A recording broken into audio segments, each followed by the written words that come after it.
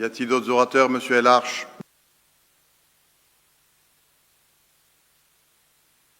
Ça marche? C'est bon. C'est bon. Monsieur le maire, chers collègues, vous avez choisi un thème original ce matin, mais aussi lors de vos conférences de presse, un sujet original et innovant qui s'appelle la sécurité, en exploitant un fait tragique, la mort d'un agent de propreté de la ville de Grenoble. Mais avant de commencer, je tiens à adresser mes pensées aux proches et à sa famille à Grenoble.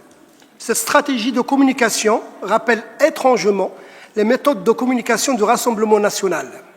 Et comme le dit si bien l'historien Gérard Noiriel, comment voulez-vous que les gens qui pensent s'informer en regardant des chaînes focalisées sur les faits divers, comme vous le faites, les crimes et les catastrophes, ne soient pas enclins à croire des partis comme le vôtre dont le fonds de commerce consiste à les exploiter pour alimenter des discours sécuritaires qu'ils présentent comme des programmes politiques. En réalité, la sécurité de nos concitoyens, des Toulousains et des Toulousaines, n'est pas votre préoccupation réelle, puisque non seulement vous avez soutenu le démantèlement de la police de proximité par Sarkozy et la remise en cause des moyens de la police judiciaire par Darmanin, mais vous vous inspirez des mêmes méthodes que faire peur et réprimer.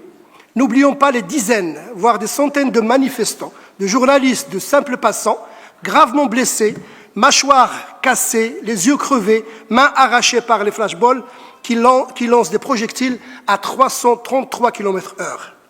Les syndicats, les associations comme l'ACAT, Association chrétienne contre la torture, et le défenseur des droits, M. Jacques Toubon, réclament leur interdiction.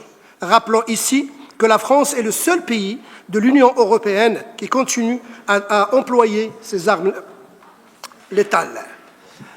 Vous et votre famille politique, vous avez mené depuis de nombreuses années des politiques d'insécurité sociale et qui ont comme conséquence l'aggravation de la situation sociale de nombreuses compatriotes et de nombreux compatriotes.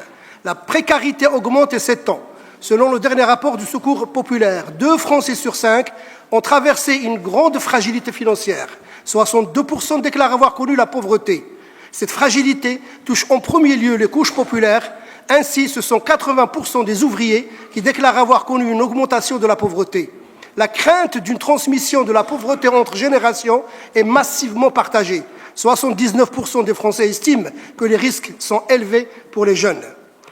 Et je vais continuer et poursuivre en citant d'autres chiffres, car ces derniers sont significatifs de la réalité concrète des citoyens et traduisent au mieux vos choix politiques.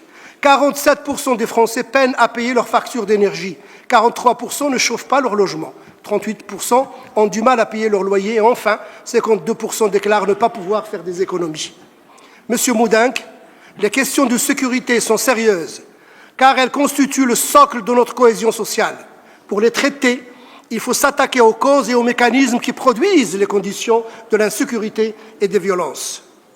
Nous portons une alternative à votre vision simpliste et réductrice, ramenant les réponses sur ces questions de sécurité à la répression et au contrôle, avec des gadgets inefficaces comme l'élargissement des caméras.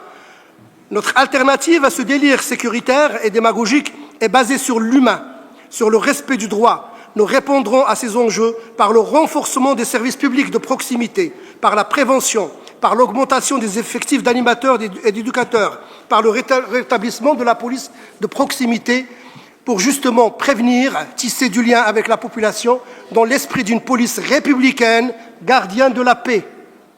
Enfin, j'aimerais rendre hommage ici, dans ce conseil, à M. Jean-Pierre Avrin, ancien patron de la police toulousaine, et à toute son équipe de police de proximité qui ont laissé un bon souvenir dans la mémoire collective de nos quartiers.